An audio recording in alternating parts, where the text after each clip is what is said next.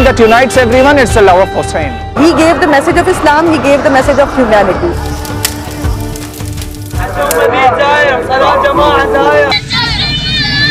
تفضل الزائرات، تفضل نتغدن. هلا بالزوار، هلا بالزوار ابو علي، هلا بالزوار ابو علي. We love Imam Hussein. We just work to Imam Hussein.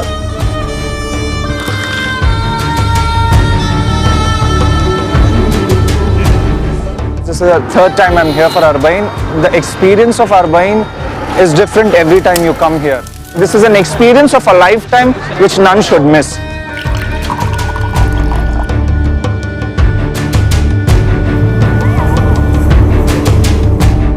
Imam Hussein is the master in paradise. لبيك يا حسين. لبيك يا حسين.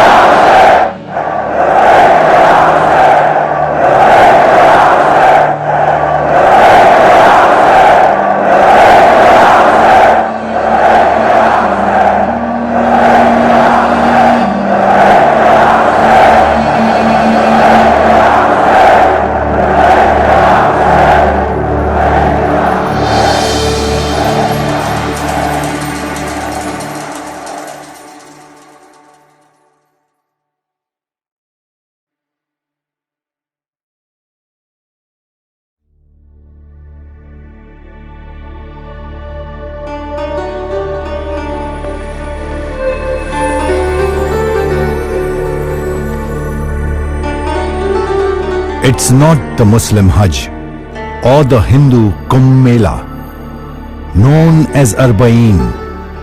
It is the world's most populous gathering and you have probably never heard of it.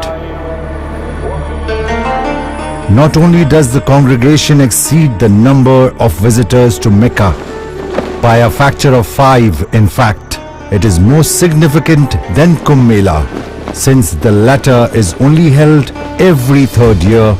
In short, Arbaeen dwarfs every other rally on the planet, reaching 30 million last year. That is a staggering 60% of Iraq's entire population, and it is growing year after year. Hussein unites everyone here. You know, we keep aside our nationalities, our races, our religions, and they're all moving towards one direction. Above all, Arbaeen is unique because it takes place against the backdrop of chaotic and dangerous geopolitical scenes. ISIS, aka Islamic State, sees the Shia as their mortal enemy. So nothing infuriates the terror group more than the sight of Shia pilgrims gathering for their greatest show of faith. There's another peculiar feature of Arbaeen. While it is a distinctively Shia spiritual exercise, Sunnis, even Christians, Yazidis, Zoroastrians, Sabians and atheists partake in both the pilgrimage as well as serving of devotees. This is remarkable, given the exclusive nature of religious rituals, and it could only mean one thing. People, regardless of color or creed, see Imam Hussein as a universal, borderless and meta-religious symbol of freedom and compassion. Usually people walk from different cities of Iraq and walk towards Karbala, the city where Imam Hussein was laid to rest. The numbers keep increasing every year. It's surprising, people from all over the world come here and pay their respects to Imam Hussein alayhi salam. For the first time in decades, in a globally televised event, the world had caught a glimpse into previously suppressed religious fervor in Iraq. With the Ba'athist regime toppled, Western viewers were eager to see how Iraqis will respond to a new era, free from dictatorship, persecution. The Republic of Fear had crumbled and Genie had irreversibly escaped from the bottle. Where is Karbala? And why is everyone heading in its direction?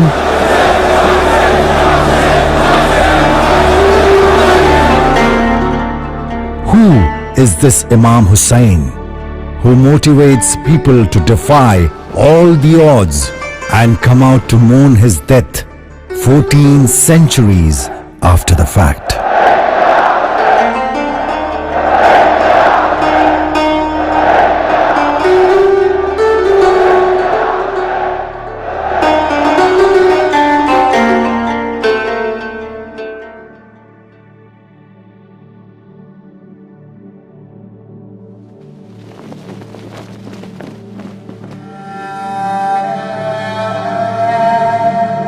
How could a man who was killed 1400 years ago be so alive and have such a palpable presence today? Imam Hussain, grandson of the Prophet Muhammad, is revered by Muslims as a prince of martyrs. He was martyred in Karbala on a day which became known as Ashura, the 10th day of Islamic month of Muharram. Having refused to pledge allegiance to the corrupt and tyrannical Caliph Yazid, he and his family and companions were surrounded in the desert by an army of hundreds and thousands, starved of food and water, then beheaded in the most macabre manner. A graphic tale recounted from pulpits every year since the day he was slain. Their bodies were mutilated. In the words of the English historian Edward Gibbon, in a distant age and climate, the tragic scene of the death of Imam Hussain will awaken the sympathy of the coldest reader. Shia Muslims have since mourned the death of Imam Hussain, in particular on the days of Ashura. Then 40 days later on Arbaeen. 40 days is the usual length of mourning in many Muslim traditions.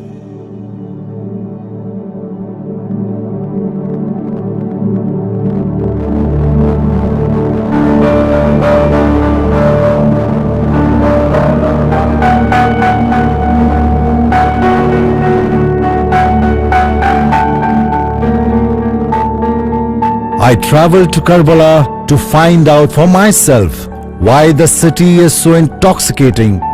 What I witnessed proved to me that even the widest angle camera lens is too narrow to capture the spirit of this tumultuous yet a peaceful gathering. People all around the world are coming to join this walk. There's no language barrier. They are coming from different nations, and the most important thing which I always think about, that most of the people you can see they are physically disabled. They cannot even walk properly, but they are still walking. An avalanche of men, women and children, but most visibly black-veiled women, filled the eye from one end of the horizon to the other. The crowds were so huge that they caused a blockade for hundreds of miles. The 425-mile distance between the southern port city of Basra and Karbala is a long journey by car, but it's unimaginably arduous on foot. It takes pilgrims 2 weeks to complete the walk. People of all age groups surge in the scorching sun during the day and in bone-chilling cold at night. They travel across rough terrain, down uneven roads, through terrorist strongholds and dangerous marshlands without even the most basic amenities or travel gear. The pilgrims carry little besides their burning love for the master, Imam Hussain. Flags and banners remind them and the world of the purpose of the journey. O self, you are worthless after Imam Hussain. My life and death are one and the same. So be it if they call me insane. The message recalls an epic recited by Abbas, Imam Hussein's brother, flag bearer and commander of his army, who was also martyred in the Battle of Karbala in 680 AD, while trying to fetch water for the children. With security being in the detrimental state that makes Iraq the #1 headline in the world, no one doubts that this statement is genuine in every sense.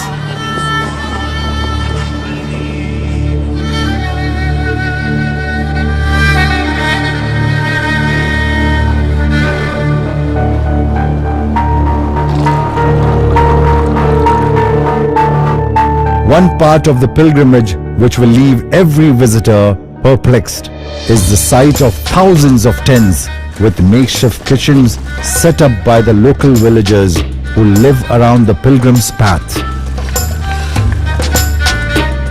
The tents called mawqib are places where pilgrims get practically everything they need, from fresh meals to eat and a space to rest, to free international phone calls, to assure concerned relatives, to practically every other amenity free of charge.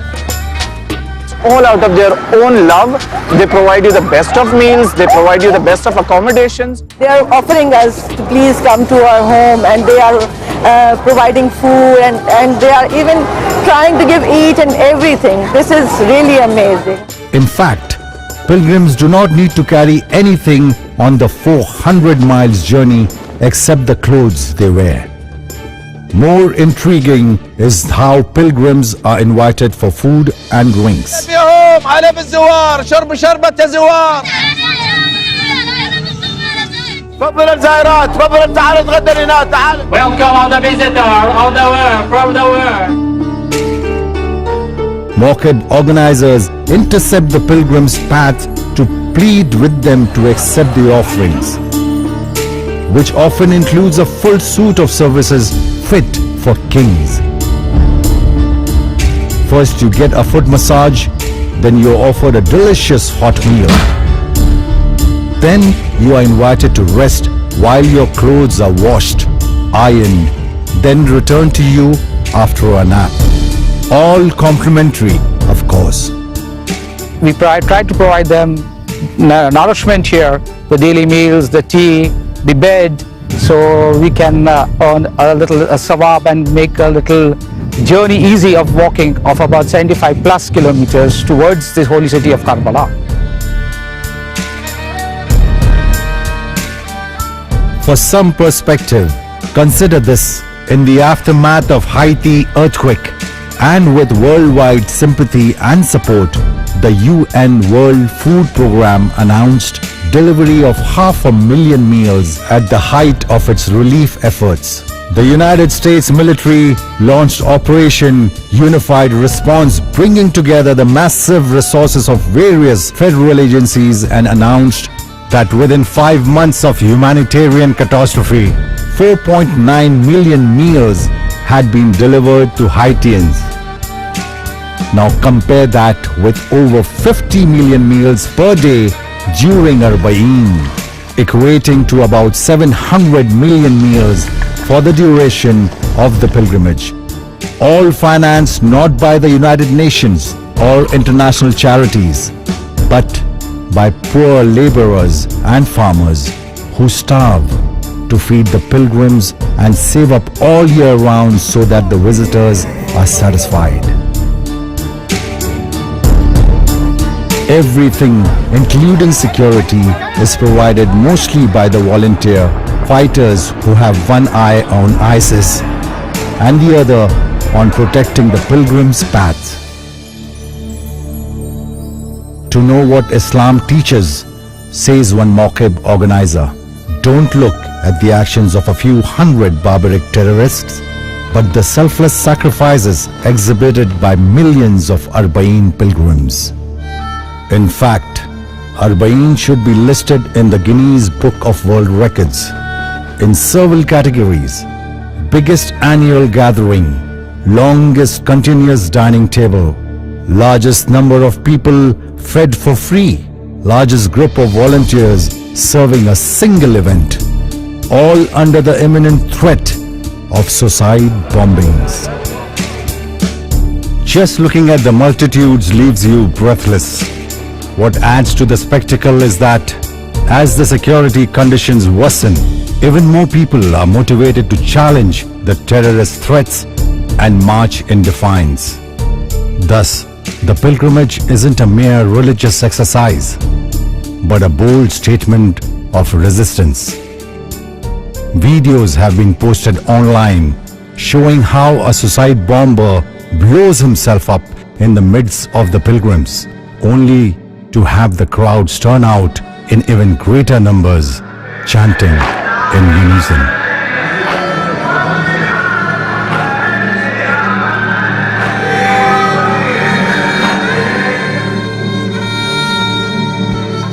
If they sever our legs and hands, we shall crawl to the Holy Lands. The horrific bomb blasts, which occurs year-round, mostly targeting Shia pilgrims and taking countless lives, illustrate the dangers facing Shias living in Iraq and the insecurity that continues to plague the country. Yet, the imminent threat of death doesn't seem to deter people, young and old, Iraqis and foreigners, from making the dangerous journey to the holy city, Karbala. It isn't easy for an outsider to understand what inspires the pilgrims. You see women carrying children, old men on wheelchairs, people on crutches, and blind seniors holding walking sticks.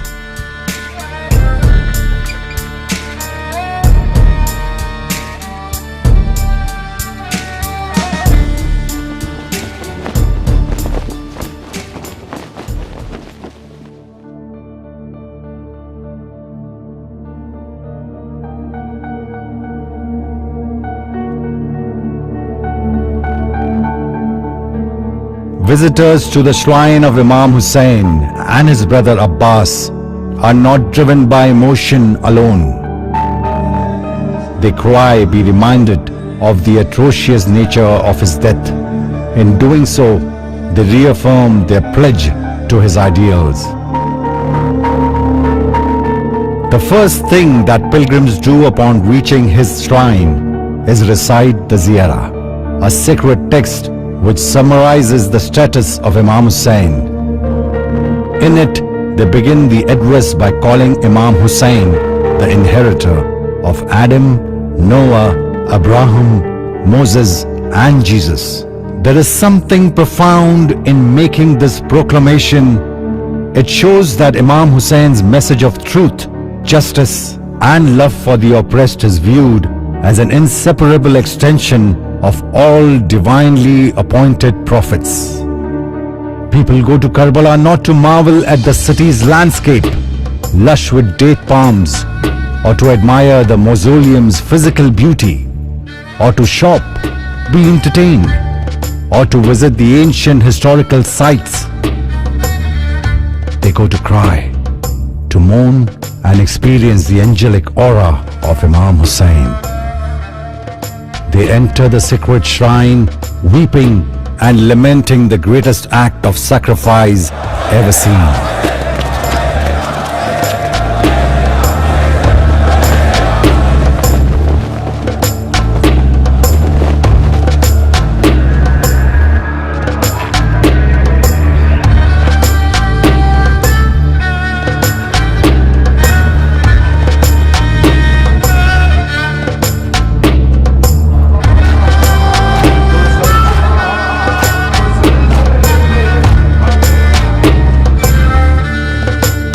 It is as though every person has established a personal relationship with the man they have never seen.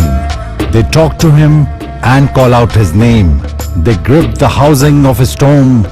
They kiss the floor leading into the shrine. They touch its walls and doors in the same manner one touches the face of a long-lost friend. It is a picturesque vista of epic proportions. What motivates these people is something that requires an understanding of the character and status of Imam Hussain and the spiritual relationship that those who have come to know him have developed with this living legend.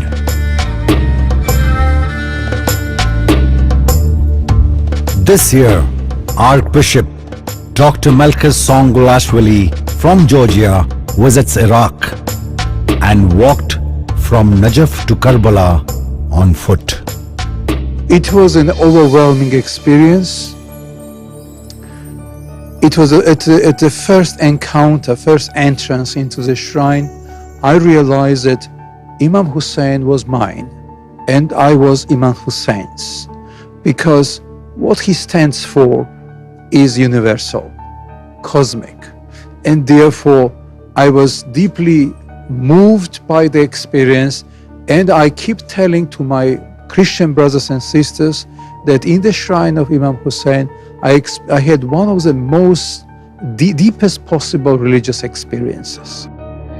It was centuries ago in Karbala that humanity witnessed the genesis of senseless monstrosities epitomized in the murderers of Imam Hussein. It was pitch black darkness versus absolute shining light, an exhibition of vice versus a festival of virtue, hence the potent spectre of Imam Hussein today. Imam Hussein, for me as a Christian, is a very important spiritual figure. And I think I would like the rest of the world to know that Arbaeen can be a beacon of hope for us as a place where people will be giving and receiving kindness without any hidden agendas and without any political reasons. This is a place which is to be experienced by as many people as possible in affirmation, in our common belief in humanity, in the future, and also in justice. His presence is primordially woven into every facet of their lives. His legend encourages, inspires, and champions change for the better, and nothing can extinguish its light. Who is Imam Hussein? For hundreds of millions of his followers, a question this profound which can cause people to relinquish their religion for another can be answered only when you have marched to the shrine of Imam Hussein on foot.